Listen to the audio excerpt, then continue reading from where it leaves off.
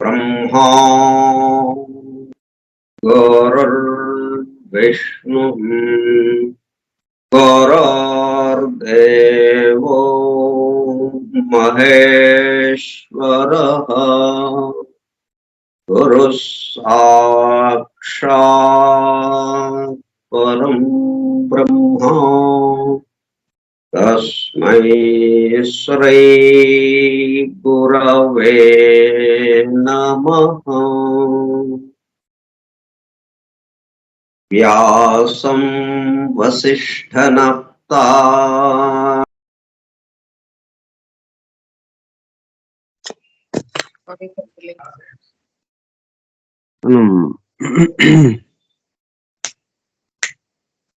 ఎక్కడికో వెళ్ళాలని రోడ్డు మీదకి వచ్చాం.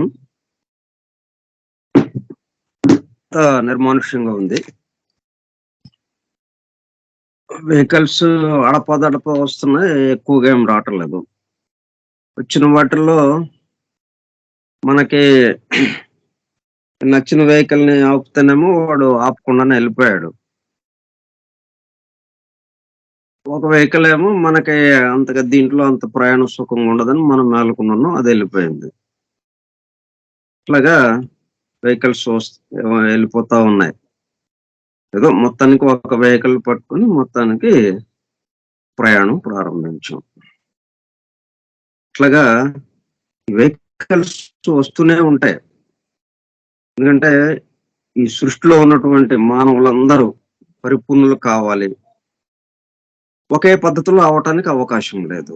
ఎందుకంటే అనేకత్వంలోకి వచ్చాం కాబట్టి ఒక పద్ధతి సరిపోదు. అనేకత్వం లేకపోతే ఒక పద్ధతే సరిపోతుంది. మరి అనేకత్వంలో ఉన్నాం కాబట్టి ఇంకా అనేక పద్ధతులు, అనేక వెహికల్స్ వస్తూ ఉంటాయి మనల్ని తీరం చేర్చడానికి అన్నట్టుగా, మనల్ని వెళ్ళవలసిన చోటికి గమ్యస్థానం చేర్చడానికి అన్నట్టుగా వస్తుంటాయి. అటువంటి వాటిల్లో ఒకటి మనకి శ్రీరామనవమి. రాములు వారు అట్లాగా మనకి అందుబాటులోకి వచ్చి మానవాళికి కొన్ని లక్షల సంవత్సరాల పాటు ఆయన త్రేతాయుగంలో జీవించిన వ్యక్తిగా అవతారం తీసుకున్నాడు అనేది ఆ భగవతత్వమే అవతారంగా మానవ అవతారం ఎత్తి నేరుగా మానవాళిని తీరం చేర్చడానికి ఒడ్డున ఆ దైవానుభూతులకి తీసుకువెళ్ళటం కోసం వాళ్ళకి ఆధారంగా ఉన్నాడు అన్నమాట. మొత్తానికి ఆధారంగా ఎలాగో ఉన్నాడు, ఈ మానవాళికి కూడా ఇక్కడ వీళ్ళకు కూడా ఆధారంగా ఉండేటట్టుగా భూలోకానికి కూడా వచ్చాడు అనమాట. ఆయన్ని ఆధారం చేసుకుని మనము మన కష్టాలు వీటి నుంచి దూరం అవటము, ఆ కష్టాల నుంచి బయటపడటానికి, అలాగే ఆ అనుభూతులకు దైవానుభూతులకు వెళ్ళటానికి ఎందరికో ప్రేరణగా నిలిచాడు ఆయన ఇన్ని లక్షల సంవత్సరాల నుంచి. అది ఈ రోజు ఆయన యొక్క పుట్టినరోజుగా మనం జరుపుకుంటున్నాం. పుట్టినరోజు, కళ్యాణం జరిగిన రోజు, సీతమ్మ వారితో కళ్యాణం జరిగిన రోజు.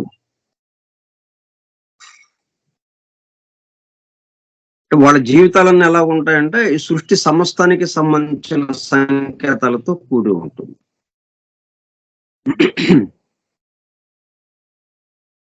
ఈ ప్రకృతి పురుషుడుగా విడిపడింది సృష్టి. కాబట్టి వాళ్ళిద్దరూ కలవాల్సిన అవసరం ఉంది. దానికే ఆ కళ్యాణంతో వాళ్ళిద్దరూ కలవటం. ఇద్దరు కలిసి అసలైన ఆ ఒకటిలోకి వెళ్ళటం, ఆ ఒకటిగా మారటం. ఒకటి రెండయిందంటే ఒకటి అలాగే ఉంది. ఆ ఒకటి రెండుగా ఇక్కడ విడిపడినట్టుగా అనిపించింది మనకి. పురుషుడు ప్రకృతిగా. వాళ్ళిద్దరికి కళ్యాణము అంటే రాముల వారికి సీతమ్మ వారికి కళ్యాణము అంటే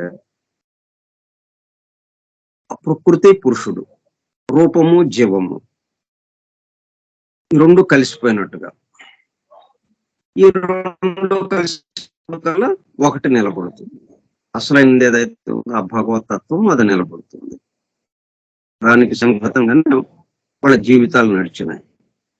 వాళ్ళ జీవితాలు మొత్తం కూడా ఈ సృష్టికి సంబంధించిన సంకేతాలతో నడుస్తుంది. అంటే ఆయన్ని స్ఫూర్తిగా తీసుకుని మనం అంటే మన కష్టాలకి బాధల నుంచి విముక్తి చెందించడమే కాకుండా, మన పాపాల నుంచి విముక్తి చెందించడమే కాకుండా ఆయన మనలో మేల్కొనేటట్టుగా, మనలో కూడా ఆయన ఉన్నాడు, ఆ తత్వము మనలో మేల్కొనేటట్టుగా. అందుకోసమే మనం మనలో మేల్కోవటం కోసమే బయటకు బాహ్యంగా అందుబాటులోకి తీసుకొచ్చారు ఇవన్నీ. ఇప్పుడు బాహ్యంగా ఉన్నాడు రాముడు అనగానే మనకేం గుర్తొస్తుంది? దేవాలయంలో ఉన్న విగ్రహం గుర్తొస్తుంది. లేకపోతే ఆ సినిమాలో వేసినటువంటి ఎన్టీ రామారావు, లేకపోతే రామానంద సాగర్ ఆ సినిమా అదే టీవీ సీరియల్లో ఏదో గుర్తొస్తాయి మనకి. కానీ అవన్నీ మనలో ఉన్నాయి. మనలో ఉన్నాయనే విషయం మనకి గమనికలోకి లేదు కాబట్టి బయట చూస్తుంటాం మనం. అందుకని మనం బయట చూసే వాళ్ళంగా ఉన్నాం కాబట్టి, మానవులందరూ బయట చూస్తుంటారు కాబట్టి బయట నిలబడి ఉన్నాడు ఆయన. తద్వారా తనలో ఉన్నది మేల్కొనేటట్టు చేయటం కోసం. బయట ఎందుకున్నాడంటే మనలో ఉన్నటువంటి తన పట్ల మేల్కొనేటట్టుగా మనల్ని చేయటం కోసం.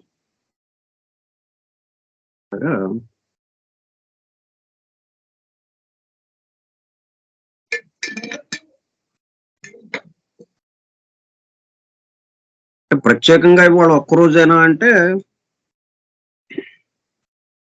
అందరము అనుకుంటే ప్రతిరోజు ఇలాగా కళ్యాణంగానే ఉంటుంది. ఎంతో శుభంగా ఉంటుంది. ఎంతో శక్తి ప్రసారం అవుతూ ఉంటుంది.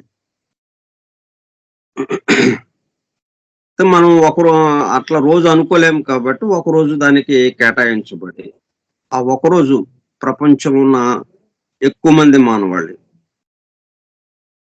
ఈ విషయం గురించి ఆలోచించేటప్పుడు కల్లా గొప్ప శక్తి విడుదలవుతుంది. ఆ విడుదలైన శక్తి మనందరి మీద ప్రభావం చూపించి ఆయన యందు మనము మేల్కొనేటట్టుగా చేయటానికి అవకాశం ఏర్పడుతుంది. ఇప్పుడు అట్లా ఆయన యందు మనము మేల్కొనేటట్టుగా ఆయన మనల్ని ఆశీర్వదించుగాక. మనం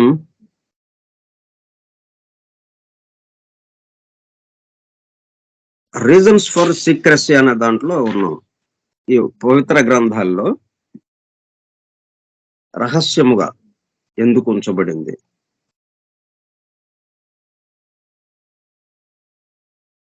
అట్లాగే హిస్టారికల్ ఈవెంట్స్ ఇప్పుడు మనం రాముల వారి జీవిత చరిత్ర తీసుకోండి.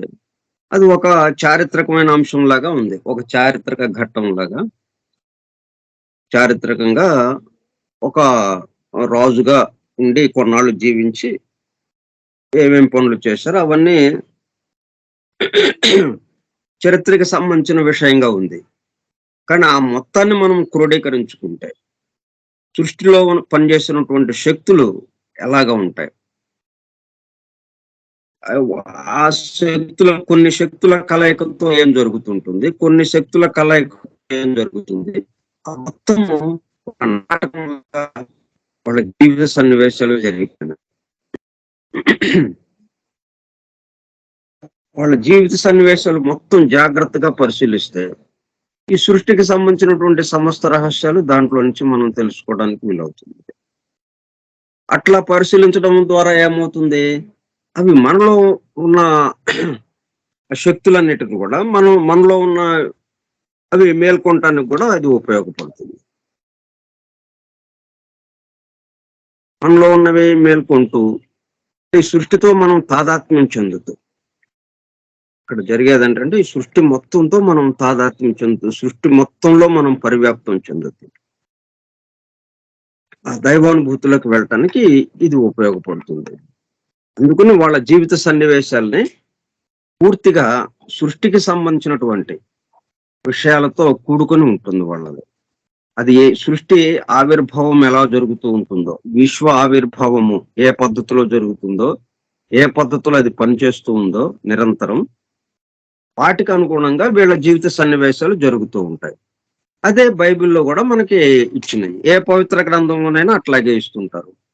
ఎవరు ఏ అవతారమూర్తి జీవితం చూసినా గానీ వాళ్ళ సన్నివేశాలన్నీ దీంతో కూడుకుని ఉంటాయి. మహాభారతము అట్లాగే, రామాయణము అలాగే. మొత్తం సృష్టికి సంబంధించినటువంటి సైన్స్ గా మనము ఎలాగా ఈ సీక్రెట్ డాక్టర్ లో సైన్స్ గా ఎలాగా చెప్పారో శాస్త్రీయంగా చెప్పుకొచ్చారు. దీంట్లో కథలుగా కాకుండా శాస్త్రీయంగా చెప్పుకుంటా వచ్చారు. మనం ల్యాబొరేటరీలో ఒక ప్రయోగం చేస్తే ఎలాగ ఉంటుందో సైన్స్ ప్రయోగశాలలో సైన్స్ సంబంధించిన వాటిని వివరంగా రాసుకుంటూ వస్తే ఎలాగా ఉంటుందో ఆ విధంగా సీక్రెట్ డాక్టర్ లో రాసుకుంటూ వచ్చారు. ఈ విశ్వావిర్భావం గురించి, విశ్వము నడుస్తున్న తీరు గురించి, ఈ విశ్వంలో పనిచేస్తున్నటువంటి శక్తుల గురించి, ఈ విశ్వంలో జరుగుతున్న పరిణామ ధర్మాన్ని గురించి, అనేక రకాల ధర్మాలు ఉన్నాయి, ఆ ధర్మాల గురించి అవన్నీ దీంట్లో వివరించారు సీక్రెట్ డాక్టర్లో. వాటినే మన పవిత్ర గ్రంథాల్లో వివరించడం జరిగింది. ఎట్లాగా? కథల రూపంలో, చారిత్రక అంశాలు అన్నట్టుగా, చారిత్రకంగా జరిగిన సంఘటనలు అన్నట్టుగా. ఎందుకంటే ఆ చారిత్రక సంఘటనలన్నీ కూడా దీనికి అనుగుణంగా జరుగుతూ వచ్చినాయి. ఇప్పుడు మన జీవితాలు కూడా అట్లాగే ఉంటాయి. సృష్టికి సంబంధించినటువంటి వాటి యొక్క ఆ ధర్మాలు, ప్రకృతిలో ఉన్నటువంటి ధర్మాలు, నియమ నిబంధనలు, శక్తులు ఎలాగా కలిసి పనిచేస్తుంటాయి, ఒకటానికి ఒకటి సహకరిస్తూ అవే మన జీవితంలో కూడా జరుగుతుంటాయి. కాకపోతే ఏంటంటే మనది చిన్న నమూనాగా ఉంది కాబట్టి చిన్న స్థాయిలో జరుగుతున్నట్టుగా ఉంటుంది. కాబట్టి దానికి మనకి అంత సంబంధం లేదు అన్నట్టుగా ఉంటుంది. కానీ ఎక్కడ ఏది జరిగినా సరే ఈ సృష్టిలో ఉన్న ధర్మాలకు అనుగుణంగానే జరుగుతూ ఉంటుంది. అంతేగాని మహాత్ముల జీవిత చరిత్రలేమో అలాగా జరుగుతాయి, అవతారమూర్తులవి జీవితాలు అలాగా జరుగుతాయి. ఇవి మనందరి ఏదో జరుగుతూ ఉంటాయి, అలాగా జీవిస్తూ ఉంటాం. ఏదో నీరసంగా అర్థం లేకుండా ఏదో జీవించామంటే జీవించాము అన్నట్టుగా కాదు. ప్రతి జీవికి సంబంధించింది ఏది ఎక్కడ ఏమి జరుగుతున్నా గాని ఇవన్నీ దేనికి అనుగుణంగా ఉంటాయి? ప్రకృతిలో ఉన్నటువంటి ధర్మాలకి, నియమ నిబంధనలకి. విశ్వము ఏ పద్ధతిలో అయితే ఆవిర్భవిస్తూ సృష్టింపబడుతూ స్థితి చెందుతూ మరల లయమవుతూ ఉంటుందో, ఇలాగ సృష్టి స్థితి లయాలకి సంబంధించి ఎటువంటి శక్తులు ఎట్లాగా పనిచేయాలో అవన్నీ అదే పద్ధతిలో అన్ని చోట్ల జరుగుతూ ఉంటాయి. ఒక్క అణువు మొదలుకొని ఈ బ్రహ్మాండం వరకు ఎక్కడ చూసినా కానీ అదే పద్ధతి. దాన్నే మనకి ఉదాహరణ పూర్వకముగా కొందరు జీవితాలు ప్రముఖంగా అందరి దృష్టి వాళ్ళ జీవితాల మీద పడుతుంది. వాళ్ళ యొక్క ప్రభావము అందరి మీద పడుతూ ఉంటుంది. అట్లా ప్రభావం ఎక్కువ మంది మీద ప్రసరించినప్పుడు వాళ్ళ జీవితాలను మనము తెలుసుకున్నప్పుడు ఇదిగో వాళ్ళ జీవితాలు అలాగా ప్రకృతితో అనుగుణముగా ఉన్నది, ఈ సృష్టికి అనుగుణముగా ఉన్నది అని అనిపిస్తుంటుంది మనకి. కానీ మొత్తం అందరి అట్లాగే ఉంటుంది. వాళ్ళది ఒక్కటే కాదు, ఎవరి జీవితమైనా కానీ సృష్టికి అనుగుణంగానే నడుస్తూ ఉంటుంది. అందుకని ఇప్పుడు వాళ్ళ జీవితాల గురించి మనం ఎప్పుడైతే చెప్పుకుంటున్నామో, స్మరించుకుంటున్నామో, ఆ అగ్ని పఠిస్తూ చదువుకుంటూ ఉన్నాము, పారాయణ చేసుకుంటూ ఉన్నాము, అప్పుడేమవుతుంది, ఆ వైబ్రేషన్స్ అన్ని, ఆ శబ్ద తరంగాలన్నీ మన మీద ప్రభావం చూపించి మనలో ఎగుడు దిగుళ్ళు ఏవైతే ఉన్నాయో అవన్నీ సరిచేయబడుతూ ఉంటాయి. అందుకు మనము గ్రంథాలు చదవండి అనేది, పారాయణ చేయండి, లేకపోతే దేవాలయాలకు వెళ్ళండి. ఇవన్నీ ఎందుకు చెప్తున్నారు అంటే మనలో ఉన్న ఎగుడు దిగుళ్ళు సరిచేయబడటం కోసం.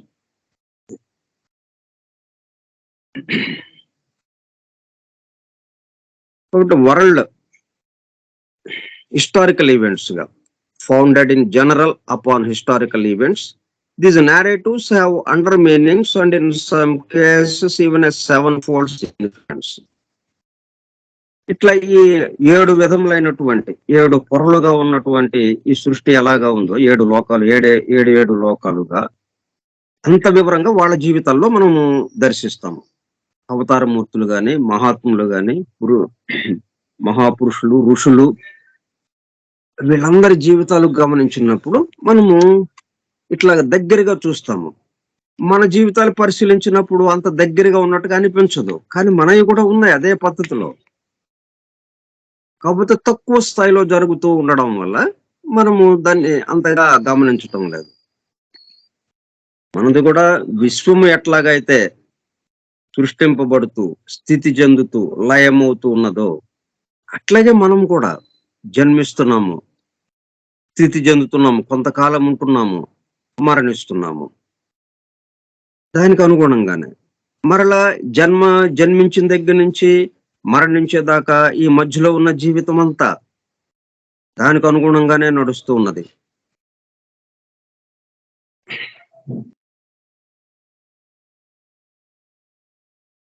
ఇప్పుడు విశ్వంలో నడిచేదానికి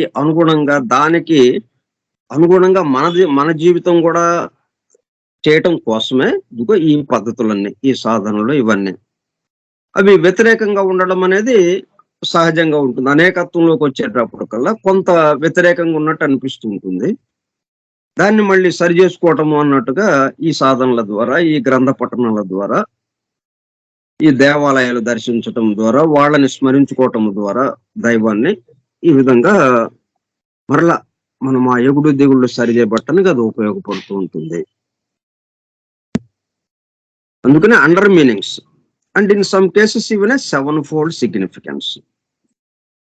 అంటే సృష్టి యొక్క అమరిక కూర్పు ఎలాగా ఉందో వీళ్ళ జీవిత సన్నివేశాలు కూడా అలాగే ఉంటుంది. రాములు వారు అవతరించిన దగ్గర నుంచి మరలా అవతార పరిసమాప్తి చేసే వరకు ఆ జీవితాన్ని మనం జాగ్రత్తగా పరిశీలిస్తే ఆ జీవితంలో జరిగినటువంటి సంఘటనలు అవన్నీ చాలా దగ్గరగా ఉంటాయి దీనికి, సృష్టి యొక్క అమరికకి, కూర్పుకి. సృష్టి ఎట్లాగా అమర్చబడిందో, ఎలా కూర్పు చేయబడిందో అదే పద్ధతిలో వాళ్ళ జీవిత సన్నివేశాలు. నిన్ను వాళ్ళు దేనికి వచ్చారు?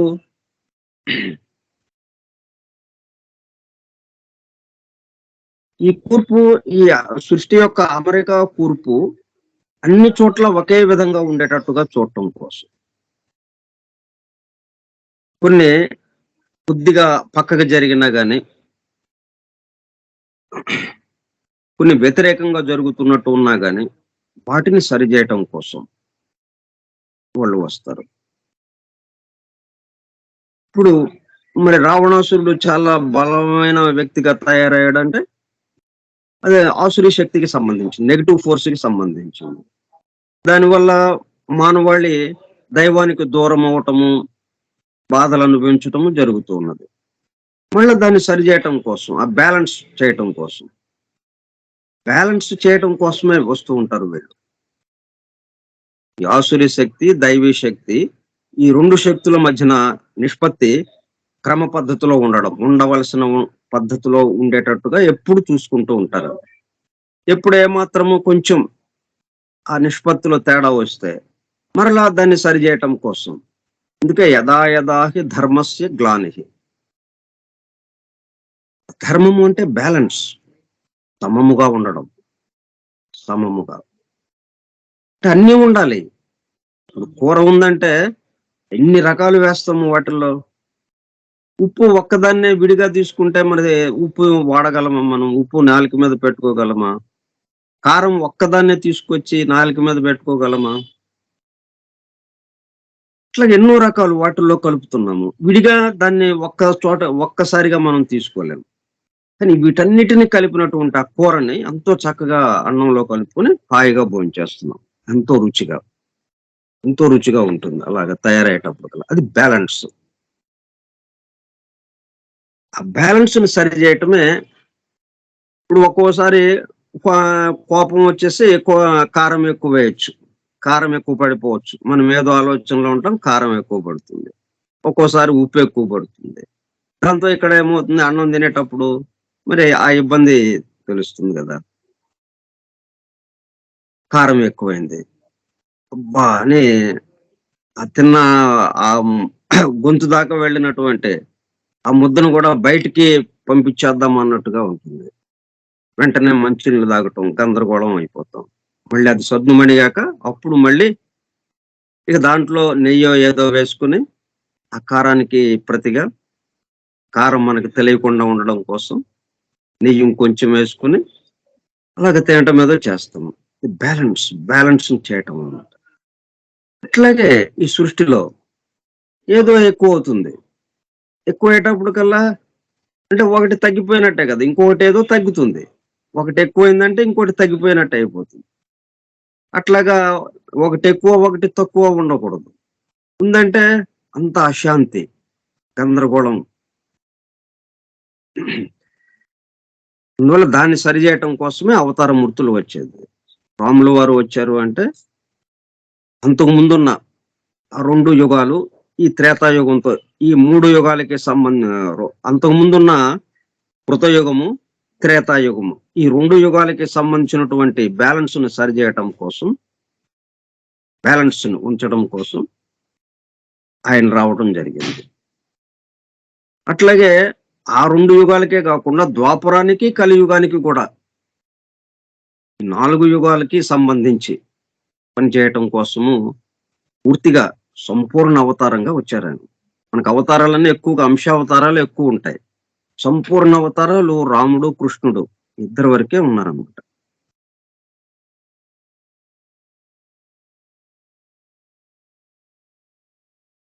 అట్లా వస్తుంటారు వాళ్ళు బ్యాలెన్స్ చేయటం కోసం. ఇప్పుడు ఈ పవిత్ర గ్రంథాల్లో కూడా ఈ పవిత్ర గ్రంథాలు ఎందుకు ఇచ్చారు మనకి? వాటిని మనం చదువుకోవటం ద్వారా, వాటిల్లో ఉన్న రహస్యార్థాల్ని మనము తెలుసుకోవటం ద్వారా మనలో అవి మేల్కొంటాము అన్న విషయమే. ఇంకా వేరే ఏం లేదిక్కడ. మనలో బ్యాలెన్స్ సరిపోతుంది. ఎక్కువ తక్కువలు సరిచేయబడతాయి. అందుకనే read the book, see the light అని చెప్పేది మనం. మనం ఒక నినాదం లాగా తీసుకున్నాం. Read the book, see the light. గ్రంథమును పఠించు, వెలుగును దర్శించు.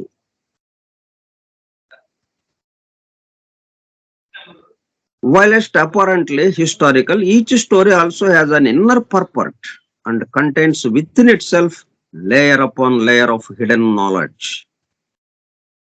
ఇట్లా రాముల వారు జన్మించిన దగ్గర నుంచి అవతార పరిసమాప్తి వరకు క్రమక్రమంగా ప్రతి సంఘటనని మనం జాగ్రత్తగా చూసుకుంటే ఈ సృష్టికి సంబంధించినటువంటి మొత్తం నాలెడ్జ్ అంతా, విజ్ఞానం అంతా, సృష్టి విజ్ఞానం అంతా మనకు అవగతం అవుతుంది.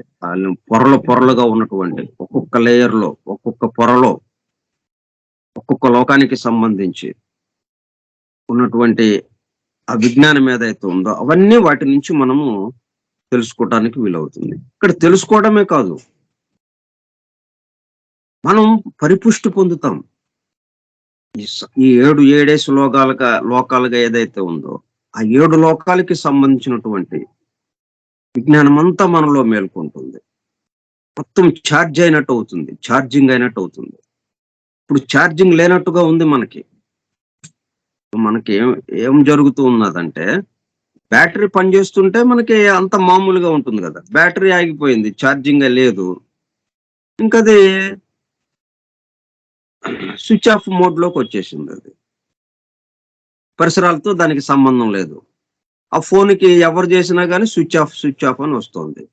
ఇట్లా చుట్టూ వాటితో ఎక్కడా సంబంధం లేదు ఇక. అదే బ్యాటరీ పనిచేస్తూ ఉంటే అన్నిటితోనూ సంబంధం, ఎవరు కాల్ చేసినా వచ్చేస్తుంది. మనం దాంట్లో మెసేజెస్ ఇవన్నీ వాట్సాప్లు, మరి ఫేస్బుక్లని, ఇట్లా అన్ని రకాలుగా ఇంటర్నెట్ మొత్తం మనకి మన అందుబాటులోకి వచ్చేసింది బ్యాటరీ పనిచేస్తూ ఉండడం వల్ల. బ్యాటరీ ఎప్పుడైతే ఆగిపోయిందో మొత్తంతో కట్ ఆఫ్ అయిపోయింది. అట్లాగే ఇప్పుడు మనం బ్యాటరీ ఛార్జింగ్ లేదు మనది, చుట్టూ ఉన్న వాటితో కట్ ఆఫ్ అయిపోయినట్టు అయింది. ఇప్పుడు ఈ గ్రంథ పఠనము, గ్రంథాల గురించిన వివరాలు, వీళ్ళ జీవిత సన్నివేశాలను చదువుకుంటూ ఉంటే, ఎందుకు రామాయణం చదువుకోవటం? మనం ఛార్జ్ అవుతూ ఉంటాం, మనకి ఛార్జింగ్ అవుతూ ఉంటుంది. అది ఎందుకు ఈ పవిత్ర గ్రంథాలు చదవటం? ఛార్జింగ్ అవుతూ ఉంటుంది మనకి. ఛార్జింగ్ అయ్యే కొంది మన చుట్టూ ఉన్న విశ్వంతో మనము అనుసంధానము మళ్ళీ మామూలుగా వచ్చేస్తాం, సాధారణ స్థితికి వచ్చేస్తాం.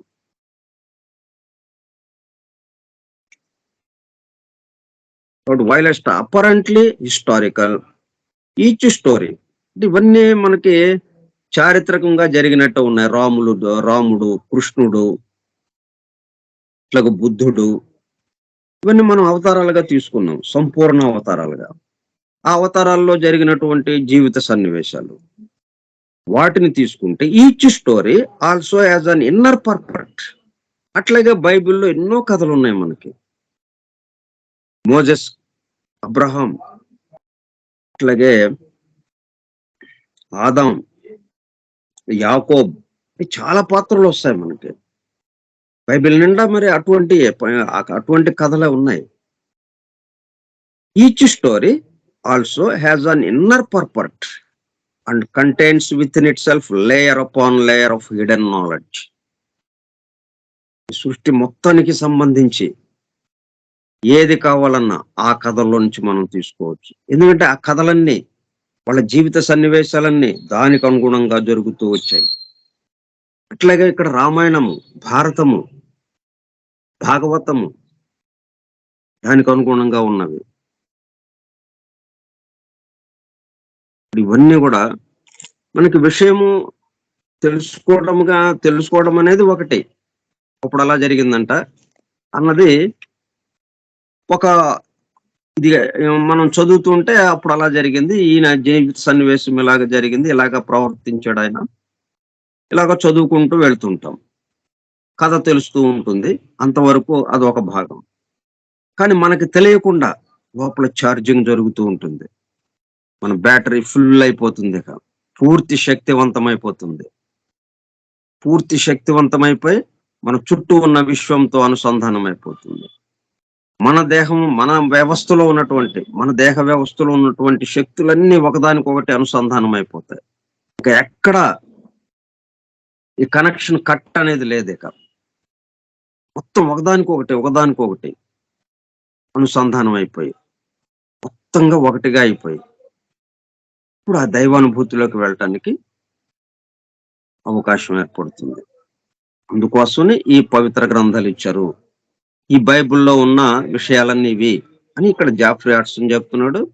మనం ఇక్కడ రామాయణము, భారతము, భాగవతము, రాముడు, కృష్ణుడు, వీళ్ళిద్దరూ కూడా, బుద్ధుడు, వాళ్ళ జీవిత సన్నివేశాలు కూడా అట్లాగే జరిగినాయి. అంటే వాళ్ళు ఎందుకు అట్లాగా జరిగింది?